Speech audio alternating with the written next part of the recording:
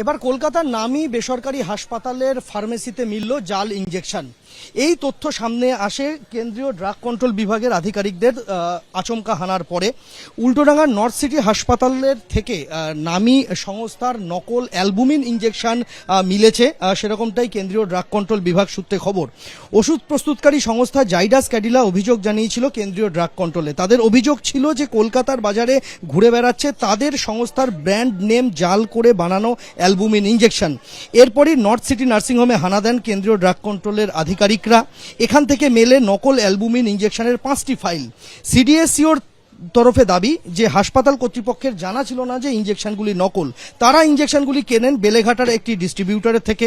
বেলেঘাটার ডিস্ট্রিবিউটরের গুদামে এরপর হানা দেয় ড্রাগ কন্ট্রোলের আধিকারিকরা।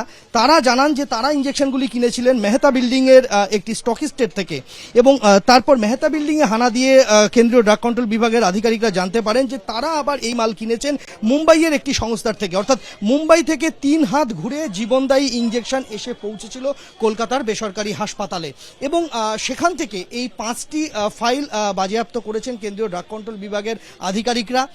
সিডিএসইওর পূর্বাঞ্চলের সদর দপ্তর নিজাম প্যালেসের থেকে এই তথ্য জানানো হয়েছে সিডিএসইওর ওয়েস্টার্ন জোনকে, কেননা যেহেতু মুম্বাই থেকে এই ইঞ্জেকশনগুলি নকল ইঞ্জেকশনগুলি এসেছিল কলকাতাতে, তাই কোন রুটে সেগুলি এসেছিল, কার মাধ্যমে সেগুলি এসেছিল, যে সংস্থা মুম্বাইয়ের থেকে এই ইঞ্জেকশনগুলি কলকাতায় তাদের ডিস্ট্রিবিউটর স্টকিস্টের কাছে পাঠিয়েছিলেন, তাদের যে গুদাম রয়েছে সেখানে তল্লাশি করা জরুরি রয়েছে।